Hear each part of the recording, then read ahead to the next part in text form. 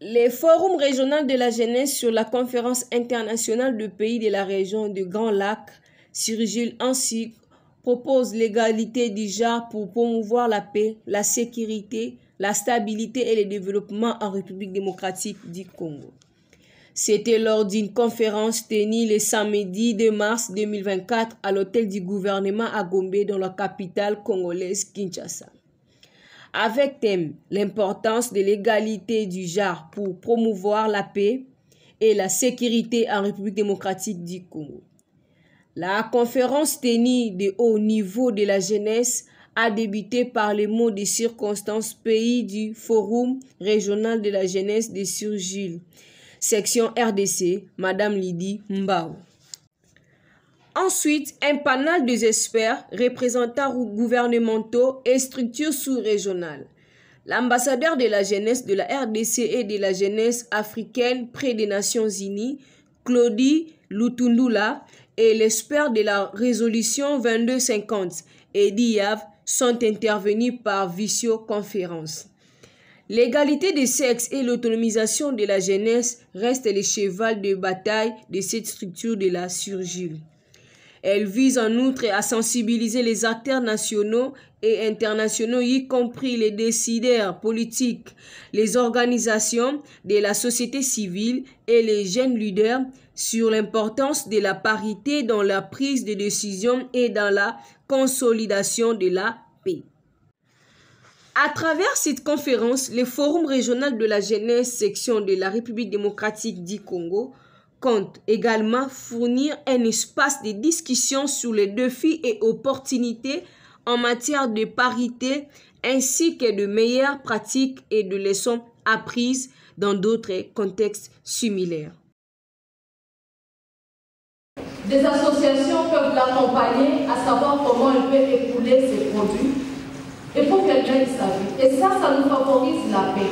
Parce que cette femme-là, quand vous venez la proposer quelque chose, elle me dit non, dans mon pays, me donne déjà ce qu'il faut. Donc elle a besoin de la paix aussi, pour qu'elle puisse aussi être active pour la paix. Merci beaucoup. Que nous avons déjà fait assez et nous ne ferons plus rien. C'est question juste d'évaluer ce qui a été fait, comment cela a été fait. Si ce n'était pas bien fait, qu'est-ce que nous pouvons faire encore? C'est pour cela que nous sommes là en train de réfléchir. Puisque demain ou après-demain, il pourra y avoir d'autres résolutions et ne vous en faites pas, si c'est à notre avantage, c'est à nous de tirer profit. Aujourd'hui, on parle des ODD. Nous serons encore évalués en 2030, tel que ça a été le cas en 2002 et en 2000 et en 2015. Est-ce que vous savez que notre pays a été évalué? Nous ne savons même pas que nous avons été évalués. Les mêmes ODD sont en train d'être rentabilisés dans nos pays, les pays qui nous entourent. Arriver juste au Rwanda, en Ouganda, en Angola ou ailleurs, poser la question sur les ODD, on vous dira, suite aux ODD, il y a ça, qui a été fait par les jeunes. Donc nous les jeunes, capitalisons ce qu'il y a. Et c'est à travers ce que nous allons capitaliser qu'il y aura la suite. Si nous ne capitalisons pas ce que nous avons aujourd'hui, même la suite va nous échapper et nous continuerons à nous plaindre. Il y a encore des accords, il y a encore des résolutions. Sachons juste tirer profit de tout ce qu'il y a. Et lorsque nous voyons qu'il y a quelque chose que nous ne pouvons pas signer, nous laissons carrément. Nous disons non, ça nous avantage à rien. On ne signe pas. Les résolutions, bon, aujourd'hui on parle de la CPI. Est-ce que tous les pays sont membres de la CPI? Mais à l'époque, pour nous, c'était rentable. Mais les jeunes, qu'est-ce que nous en avons fait? Voilà les questions que nous allons continuer à nous poser. Et on va devoir remercier, je vais également devoir remercier l'Assemblée. Ensuite, nous allons sortir pour une photo de famille.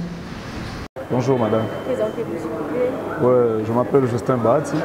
Je suis le président de la société civile composante Jeanne.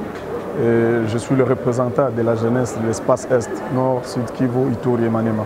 Vous avez parlé dans les conférences, vous avez parlé de la guerre ne se trouve pas à l'Est, mais en République démocratique. Vous pouvez nous expliquer l'Est et la RDC dans cette guerre? Bien évidemment, parce que le Congo est indivisible. Le Congo est constitué par 26 provinces. On ne peut pas dire que la guerre est à l'Est, parce que c'est la République démocratique du Congo qui est menacée.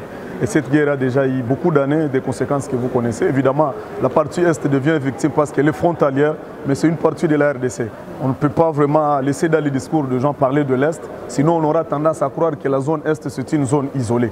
La République démocratique du Congo, c'est un corps qui est constitué par ses provinces et ses entités. Lorsqu'une seule entité est menacée, c'est toute la nation, c'est la capitale qui doit bouger, c'est toutes les autres provinces qui doivent bouger. Raison pour laquelle je voulais apporter ce rectificatif pour que la nation congolaise soit réunie, fédérée autour de cette guerre qui nous est imposée et qui persiste dans cette partie qui constitue également la République démocratique du Congo.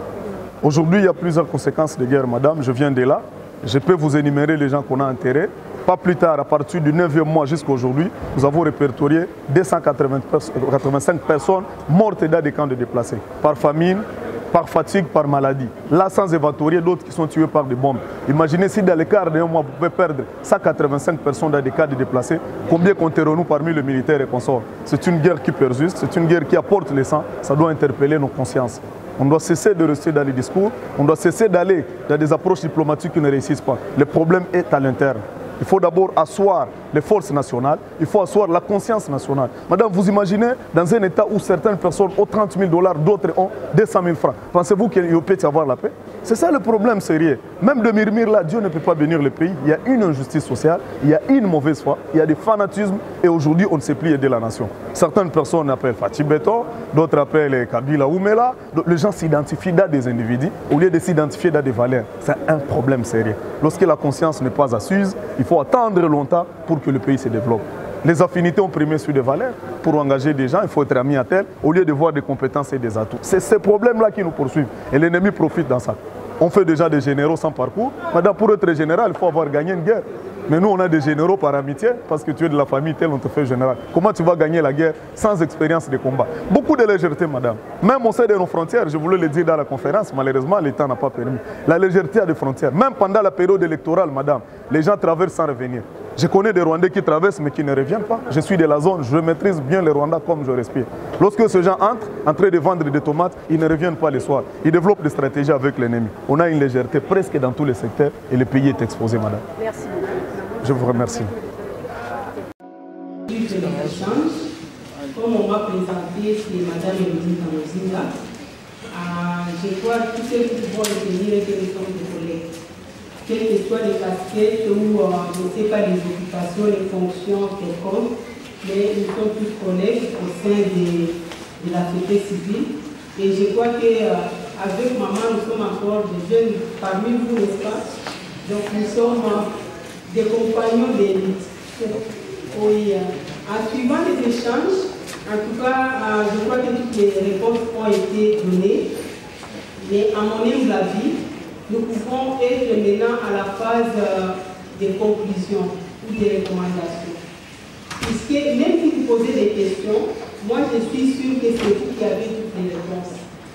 Vous êtes en train de suivre la manière dont les conflits ont évolué en République démocratique du Congo.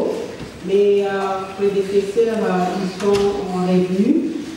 À l'époque, on ne parlait pas des rebelles FDLR, c'était APR avant les Rwandais. Donc c'était Kagame qui attaquait Abiyarimana. Et nous, comme Congolais, nous étions comme des spectateurs en fait. Nous observions ce qui s'est passé. Et tout ce qu'on voyait, c'était des réfugiés qui défilaient chez nous. Parfois, nous pouvons des Tutsis qui sont là, parfois les Hutus arrivent. Et nous, comme peuple hospitalier, qu'est-ce qu'on faisait? On faisait qu'accueillir, mais on n'analysait pas assez le contexte. Nous croyions que nous étions juste un pays puissant, avec Mobutu comme il vient d'être décrit, qui contrôlait le Grand Lac. Au fait, Abiyarimana et le président du Burundi Abiyarimana qui était le président au Rwanda, était comme ses fils au fait. Et quand Mobutu parlait, c'était un papa qui parlait à ses enfants. Et tout le monde suivait. Puis est venu Museveni, qui commençait à entraîner les rebelles qui gênaient le président du Rwanda, commençait à les entraîner en Ouganda. Mais nous, on ne savait pas ce qui s'est passé. Nous, comme nous vivons, bon, c'est notre foufou, notre danse, notre hospitalité, et puis tout le monde est frère à tout le monde. On ne sait pas qui est Tutsi, qui est Hutu, qui est Burundais, qui est Ougandais. On était là. Et parfois au lycée, à l'époque, moi, bon, on me dit, quel est Mouniamoulengi? J'ai dit, Mouniamoulengi, c'est quoi? On ne comprenait pas Mouniamoulengi, c'est quoi? On ne comprenait pas. Donc tout ça a été vague de fait. Je crois que même Mobutu ne comprenait pas les contextes. Puisque lui voyait juste tel qu'il était papa, avec ses enfants. Bon, il trouvait à un certain moment, il y a des problèmes par-ci, par-là, puisqu'il y avait aussi un autre fils qui les gênait, du côté de Yawabora aussi, c'est Kabila le père, qui gênait Mobutu. Maintenant, Mobutu trouvait tout ça comme des poches de résistance. Il ne savait pas que c'était lui qui était visé comme d'où qui avons toute la casserole. Dans cette casserole, il y a une multitude de minéraux stratégiques qu'on ne trouve pas ailleurs. Et donc, du moment où nous avons cette grande casserole, qui doit servir tout le monde, et la casserole est ouverte, et c'est tout le monde qui fait quoi? Qui veut mettre la main là-dedans et tirer, c'est qu'il doit tirer pour qu'il s'en serve. Mais nous ayons la casserole, mais nous disons la casserole est là, ouverte. Tout le monde peut venir, tout le monde peut manger, tout le monde peut puiser. Mobutu comprend qu'à un certain moment, son ami, son fils Abiyarimana commence à courir. Non, il y a ceux qui sont formés en Ouganda, en tout cas il est jeune, je ne sais plus quoi faire. Mobutu dit, bon, maintenant ce problème-là, c'est quoi encore? Bon, je vais chercher à comprendre. Il avait invité Kagame, qui était comme un jeune garçon, je ne sais pas si vous avez déjà vu ces photos-là où Kagame a fait des saluer Mobutu. Maintenant, lorsqu'on lui annonce qu'il y a maintenant son nom qui est dans le pouvoir, il fait un peu. Mais qu'il voit un jeune qui arrive, c'est comme si même on pouvait souffler et il saute. Et puis, quand il dit, bon, alors c'est de toi qu'il s'agit, il dit oui. Mais qu'est-ce que tu veux? Oh, je veux la cohabitation. Donc, toi, commencer à faire ce dont le président font aujourd'hui entre la RDC et le Rwanda. Mobutu l'a fait entre les jeunes Kagame et son ami Abiyarimana. Il a commencé des médiations. Il y a eu des défilés au Kenya, je ne sais pas, en Tanzanie, pour réconcilier ces deux peuples, les Tutsis et les Hutus. Malheureusement, dans ces négociations, dans ces vols, comme vous le voyez aujourd'hui, au monde au descend, c'est là où on a assassiné Abiyarimana. Les jours qu'on assassine Abiyarimana, Mobutu dit, on en fait quoi? Ce problème ici, on gère ça comment? Kenwa Dondo était le premier ministre. Il dit, j'étudie ces dossiers, j'ai tout trouvé complexe. N'accepte pas que les réfugiés entrent sur les sols, puisqu'on va les suivre. Ceux qui les pourchassent là-bas vont les suivre jusqu'à sur notre sol.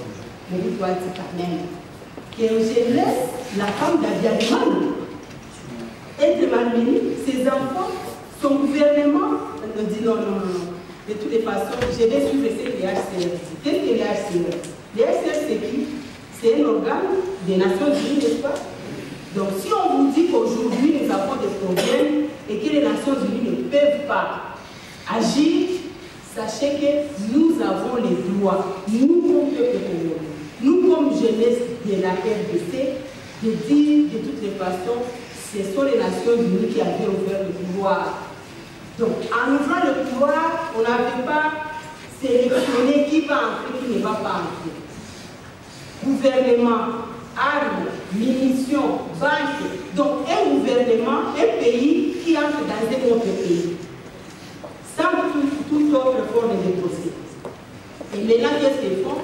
On les cantonne dans des camps.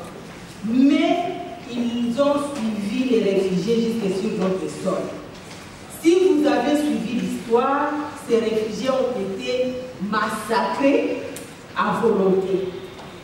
Ces réfugiés ont été pilonnés, les camps ont été pilonnés. Et vous pouviez voir un camp qui a été pilonné le matin jusqu'à 18h. Vous ne voyez que la fumée noire.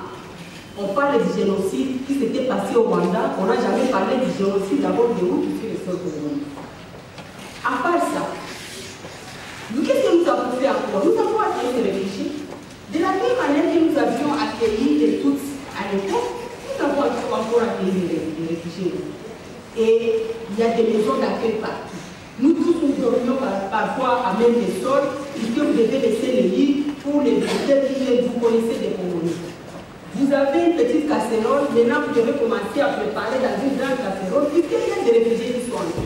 Et c'est tout le monde qui dit non, on va passer aujourd'hui, c'est la collecte de la farine, la collecte de bois des choses, pour que les réfugiés ne manquent pas à manger.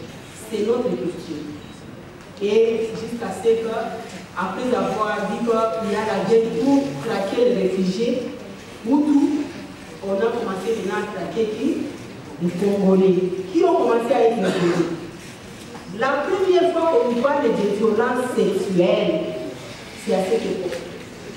La première fois où on parle du poison à l'est de la RDC, c'est à cette époque. On trouvait juste des réfugiés qui tombaient dans des cas comme de mouches. Comment les réfugiés peuvent tomber comme ça? On dit le choléra, ou je ne sais pas, les épidémies. Non. On traversait la frontière de l'autre côté. Et on entre dans des camps, et même dans des beignets qu'on vend, des lieux, je ne sais pas quoi, alors les réfugiés tombaient comme des mouches. Maintenant, nous qui étions là pour accueillir les réfugiés, est-ce que nous étions épargnés? C'est à tout moment qu'on vous dit, tel est mort de Caro. Caro, c'est quoi? On dit Caro, c'est le poison qui est venu du Rwanda, on fait, je ne sais pas, c'était des trucs beaucoup. Et donc, on a eu tout ça, et nous avons dit, nous, Congolais, nous devons faire quoi? Nous devons résister. Et voilà que Kabila le Père a compris que les personnes qui sont venues maintenant entrer pour dire qu'ils vont l'aider à chasser les dictateurs, lui-même est devenu dictateur. On a commencé maintenant de chasser jusqu'à ce que les Congolais disent non, ces gens vous ont aidé à prendre le pouvoir, mais ils doivent faire quoi? Ils doivent. Donc, lorsque nous parlons de l'historique, c'est pour éveiller quoi? La conscience. Et nous chutons aux exposés que nous avons trouvés en cours. Donc nous devons savoir d'où est-ce que nous venons et où est-ce que nous allons. Donc le problème était juste de s'étendre. Ce n'était pas contre les Hutus, mais c'était pour voir comment la terre, je ne sais pas, la République centrafricaine, la partie centrafricaine doit appartenir à cette dynastie. Je ne sais pas, on l'appelle, il y a un terme qu'on utilise pour montrer que les Tutsis doivent s'étendre et dominer la partie centrale. Et c'est la RDC qui contient. Maintenant, pour conclure, puisque nous devons de toutes les façons connaître que les résolutions qui ont été votées, c'était sur base de ça. Lorsque nous responsabilisons les Nations Unies, nous plaidons, les Nations Unies, le Conseil de sécurité dit ok, nous acceptons que c'est nous qui avons contribué à ces problèmes-là, alors qu'il y a des résolutions pour les femmes, la résolution 1325, pour les jeunes, 2250, mais entre-temps, des mesures d'application ne suivent pas. Ne suivent pas pourquoi? Puisque nous ne savons pas, nous ne connaissons pas cette histoire. Pour commencer à dire on ne négocie pas, c'est notre droit. C'est comme dans la Bible, lorsque le diable éprouve le Fils de Dieu, Jésus-Christ, c'est Jésus qui avait dit, il est écrit, tu n'éprouveras pas ton Dieu, n'est-ce pas? Mais pourquoi nous ne disons pas, il est écrit dans la Révolution, puisqu'il a été ceci, nous montrons et que ça soit un droit. Lorsque nous sommes en train de supplier les Nations Unies pour organiser même une petite séance de 40 personnes, c'est comme si nous sommes en train de négocier la manne. Non, nous avons accueilli un pays dans un autre pays avec toutes les conséquences qui peuvent survivre jusqu'à aujourd'hui. Et donc, nous avons eu des écoles qui ont été brûlées, nous avons eu des bancs où je ne sais pas, nous avons eu tout ce qu'on a eu. Nous avons vu nos mamans où on dit, toi tu dors là-bas et ton mari, vient coucher avec toi en présence des enfants, ou bien on dit aux parents, avec les enfants, ainsi de suite, des histoires à devenir de vous. Vous pouvez voir que c'est l'histoire, mais c'était une réalité dans ce pays. Et donc, nous avons notre droit de dire d'où nous vient cette problématique. Et aujourd'hui, pourquoi nous ne pouvons pas seuls continuer à monter, descendre, comme si nous étions en train de négocier. Et donc, à travers ces résolutions, qu'est-ce que nous pouvons faire pour conclure encore, puisque je vois que les papiers reviennent pour la deuxième fois. Bon, déjà, nous devons tenir compte de la diplomatie préventive. Là, c'est la synergie des femmes pour la paix et la sécurité qui a proposé cela. Mais vous les jeunes, vous allez voir si vous avez d'autres astuces. La diplomatie préventive, ce n'est pas au niveau national. Au niveau national, c'est le plaidoyer auprès des autorités. Mais la diplomatie préventive, c'est au niveau de la sous-région, de la région et au niveau international. Et nous devons savoir comment le faire. Pour faire la diplomatie, il faut d'abord connaître que c'est les droits que nous sommes en train de réclamer. Mais si nous continuons à négocier comme si c'est un problème que nous-mêmes nous avons créé, lorsqu'on dit c'est un problème des Congolais, on ne dit pas. Non, ça, non, c'est un problème des Congolais.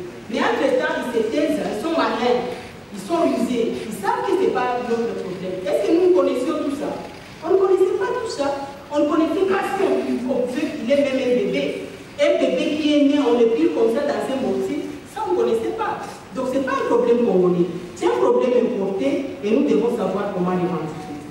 Et aussi l'implication des femmes et des jeunes dans l'observance des mécanismes régionaux de paix. Combien de jeunes ici qui peuvent être en contact avec d'autres jeunes lorsque les chefs d'État sont au sommet? Maman Béni venait de nous parler de ce qui s'est passé à Addis Abeba. Les jeunes se sont invités, mais ils ont fait un travail et le travail a été parfait. Pourquoi ne pas formaliser de telles assises? On sait, lorsqu'il y a des sommets des chefs d'État comme ça, la diplomatie préventive nécessite à ce que les jeunes d'ici étudient d'abord le contexte, sachent quelle est la proposition à faire au chef de l'État et qu'est-ce qu'ils vont donner comme proposition à d'autres jeunes et on fait une coalition. Les mécanismes nationaux de suivi et interrégional plutôt, c'est 11 pays qui ont signé. Maintenant, est-ce que nous sommes en contact avec les jeunes de ces 11 pays? Nous sommes en contact avec eux? Est-ce qu'on échange avec eux avant les sommets? Donc vous comprenez que nous sommes en train de souffrir, mais nous ne le faisons pas assez. Et nous, les jeunes, nous devons arriver à le faire. En tout cas, c'est notre pays et nous n'allons pas baisser les bras. L'implication effective de ces femmes et de ces jeunes dans les assises. Aussi, la prise en compte de la participation des jeunes dans tous les programmes comme, vous connaissez PDT, RCCS, non? Les programmes là, vous les connaissez pour la démobilisation et la réflexion. Mais pourquoi les jeunes ne sont pas impliqués dans de tels programmes? Puisque nous connaissons d'abord que les groupes armés sont constitués des vieillards, des jeunes, non? Alors, si nous ne proposons pas de tels mécanismes, qui viendra les faire? Donc nous, les jeunes qui sommes au niveau national, nous avons une responsabilité et Dieu nous les posera comme question. Oui, vous étiez à Kinshasa, siège des institutions. Vous vouliez que ceux qui sont dans les villages commencent à travailler à votre place. Donc aujourd'hui, nous avons l'information que c'est nous qui allons voir comment vous impliquer dans tous ces programmes. N'attendez pas qu'on dise, oui, les jeunes, venez, il y a des programmes pour vous. Non. Qu'est-ce que vous proposez comme piste de sortie pour que ce programme-là arrive à produire des résultats? Sinon, 20 ans après, on plie bagage, le programme-là ne produire aucun effet. Mais les jeunes sont là, en train de les garder. Les femmes sont là, c'est pas seulement vous, même nous autres, les femmes. C'est pour cela que nous devons travailler ensemble et que ces résolutions puissent continuer à produire des effets. J'ai déjà comme un prêtre qui a prévu son homélie. Je vais conclure sans lire. Alors, en conclusion, s'il y a une feuille de route, en tout cas, c'est question de l'actualité, où nous allons programmer ces activités et les organisateurs pourront voir comment écrire ça dans la programmation, que ça ne se passe pas aujourd'hui. On dit les jeunes s'étaient réunis et puis on va attendre encore une autre occasion. Mais dans un pays agressif et qui porte cette casserole, nous devons continuer à nous comporter comme ça. Donc je crois que cette feuille de route sera mise en place et je suis déjà bénévole. Je serai là pour réfléchir avec vous. Je n'ai pas d'autres informations, puisque vous avez aussi d'autres informations plus que moi, et nous sommes là pour nous informer mutuellement. S'il y a des questions, je suis à votre disposition. Merci beaucoup, Madame Émilie. Vous avez raison, pour pouvoir nous battre, nous devons savoir l'histoire, donc il est un peu dans l'histoire. Donc, sans plus tarder, c'est vrai, il y a des questions. S'il vous plaît, nous allons inviter M. Lutundula Aoukakoudi, qui est ambassadeur de la jeunesse congolaise auprès des Nations Unies et ambassadeur de la jeunesse africaine auprès des Nations Unies, à intervenir en ligne. Mais nous lui demandons, s'il vous plaît, monsieur l'ambassadeur, de faire moins 8 minutes parce que nous avons largement dépassé le temps. Je suis président de la société civile composante Jeanne et je suis représentant de la jeunesse du Grand Kivu, espace Kivu, Touri et Maniema.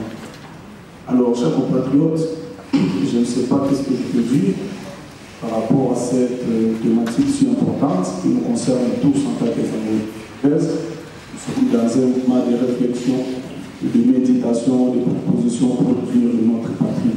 Je voulais vous féliciter d'avoir abandonné vos actes pour les nations. Sont rares ces gens, d'autres sont là-bas. Mais vous avez choisi futur prix. Je crois que vos ancêtres, nos aïeux sont fiers de vous. Merci infiniment pour votre présence. Qu'est-ce que je veux dire? Rien. Ça a été dit dans le dernier ligne de Maman Elodie, qui est notre aîné, qui a un parcours si fort dans le domaine de paix. Je voudrais que vous puissiez encourager d'abord Maman Elodie, s'il y a moyen, s'il vous plaît. Alors, je sais pourquoi je le dis, vous n'allez pas me contredire, c'est une dame qui se bat. Alors, je veux parler de quoi? Je viens de la partie Est, j'étais dans une petite tournée pour la paix, les choses sont autres. Je veux parler seulement de deux éléments, l'appartenance et les responsabilités. On peut bien dire, on peut bien parler, on peut bien signer les accords, la mise en œuvre de ces accords souffre que de l'appartenance de la jeunesse par rapport à la problématique de sécurité. Ce qui fait très mal, c'est lorsqu'on retrouve quelques jeunes, moi je suis des personnes. Moi, je suis du peuple. Moi, je suis des l'INC. Pourtant, nous avons un problème commun qui s'appelle la guerre. Lorsque déjà on a des blocs séparés, comment faire-nous face à l'ennemi? Je voudrais qu'on s'interroge à l'intérieur. Nous appartenons à quoi? Au Congo ou aux individus? Vous voulez appartenir à un individu? Parce qu'à un certain moment, quand je faisais des réunions, on me disait non. Est-ce que vous pouvez accepter avec votre diplôme que vous soyez la personne d'un individu? Vous pouvez partager l'idéologie, ce n'est pas interdit. Mais lorsque vous vous soumettez, votre capacité de réflexion, vous mettez ça dans la poche, dans la cravate, dans les souliers de quelqu'un, ça devient un problème. Ça aussi, c'est un problème de la jeunesse. Comment on gère nos conflits? Est-ce que si l'opposition n'est pas d'accord, vous également, vous n'êtes pas d'accord, vous avez une autre lecture. Je voudrais qu'on puisse transcender d'abord cette question d'appartenance ou des intérêts pour réfléchir pour vous. Je ne veux pas beaucoup plus développer ça parce que vous savez de quoi je parle. Même après cette réunion, tout le monde peut avoir son appel, selon son autorité morale et son intérêt. Et l'affaire du Congo reste et on va crier sur les réseaux sociaux. Il faut agir. Lorsque je parlais de responsabilité, c'est par rapport à ce qu'on peut faire. Je voudrais ici vous proposer une approche que nous sommes en train de mener ici avec vos compatriotes de la partie Est, c'est les relais de communication. Nous avons sollicité une démarche qui a rencontré le chef de l'État, le ministre de la Défense, pour nous proposer cette approche, comment nous allons contribuer au rétablissement de la paix. Tous on peut être des Bazalero, nous félicitons ceux-là qui ont déjà pris des armes, mais on peut encore appuyer cette action de rétablissement de paix à travers d'autres mécanismes. Et là, je voudrais, avec l'autorisation des organisateurs, qui donnent des recommandations, on peut soumettre un relais de communication pour la paix. C'est beaucoup plus approfondi dans la norme technique que je remettrai bien sûr au comité organisateur et à ceux-là qui voudraient l'enrichir parce que ce n'est pas encore un document fini. Là, nous avons mis quelques éléments, quelques techniques de communication entre nous et les institutions. Parce qu'il faut collaborer avec les institutions, il faut donner des informations. Parce que l'ennemi a utilisé la méthode de nous infiltrer. Pourquoi on ne peut pas le faire? Parce que la partie Est est en frontière avec l'ennemi, l'agresseur Rwanda. Je crois que c'est 3 axes aussi, Kivu, Tchangoku, Kivu c'est sur, je crois, Gisenyi et sur le lac Kivu. Pourquoi nos jeunes ne peuvent pas y entrer pour avoir des informations? Pourquoi on ne peut pas communiquer avec nos services pour donner des informations à notre possession? Parce que l'ennemi entre dans la population, il développe ses stratégies, il fait sa liste comme maman Elodie l'a dit et on sort. Quelles sont ces personnes qui donnent des informations au gouvernement, aux institutions, au FARDC pour que les institutions soient efficaces? Parce que le conseil des ministres en soi ne suffit pas. Je m'excuse, la plupart des ministres, quand ils sont en vacances en Europe, je ne suis pas montré, où ils sont dans leur business pour consolider leur base électorale et les députés. Mais nous sommes dans la population chaque jour. Je crois qu'il serait bien qu'on renforce notre décret de communication pour permettre à ce que ces institutions puissent être efficaces. Raison pour laquelle, encore une fois de plus, nous avons proposé même une institution d'appui au Parlement, parce que ça n'existe pas. Nous avons appelé ça programme de contrôle citoyen pour la bonne gouvernance. Nous sommes en train de parler avec le Parlement pour nous donner même un local afin de donner régulièrement l'évolution du pays. Circulation routière, où est-ce qu'il n'y a pas d'eau, où est-ce que les gens sont malmenés, où est-ce qu'il y a la police menace déjà les roulages. Toutes ces données quotidiennes sont importantes pour mesurer la température du pays. Et ça permettra de prendre des décisions. Ce n'est pas à chaque vacances parlementaire qu'on pourra vraiment avoir le problème du pays. C'est chaque jour pourquoi on doit avoir ça et trouver les bonnes solutions. Alors, parce qu'on me demande de conclure, évidemment, le retardataire a toujours eu tort. Je voudrais tout simplement nous informer, mes frères et sœurs, que la partie Est n'est pas menacée. C'est le Congo qui est menacé. Il faut changer ce discours. Nous, il y a la guerre à l'Est. Moi, ça me fait mal. Est-ce que l'Est, maman, elle disait, notre pays, où je me trompe? C'est le Congo qui est menacé. C'est la République démocratique du Congo qui est en guerre. Ces discours-là de dire non, la guerre à l'Est, on a tendance à créer l'Est comme un îlot isolé. Non, ça ne va pas nous permettre d'être efficaces. C'est le Bandundu qui est en guerre. C'est le Grand Équateur qui est en guerre. C'est le Congo central. C'est le Kasaï. C'est toute la République qui est menacée. Alors, comme les stratégies d'alliance n'ont pas marché, je crois qu'on ne peut pas être en relation avec l'ennemi et prétendre avoir une solution. C'est Madame Beninese, activiste de droits humains, la présidente de la Dynamique nationale pour l'unité, la paix et la sécurité. Madame, vous venez de participer à la conférence. Vous avez parlé plus matériel sur les jeunes filles. Qu'est-ce que la population peut-elle retenir de tout ce que vous avez dit aujourd'hui? Aujourd'hui, comme vous le savez, le thème était l'impact sur la présence de la jeunesse par rapport au genre, pour la paix et la sécurité.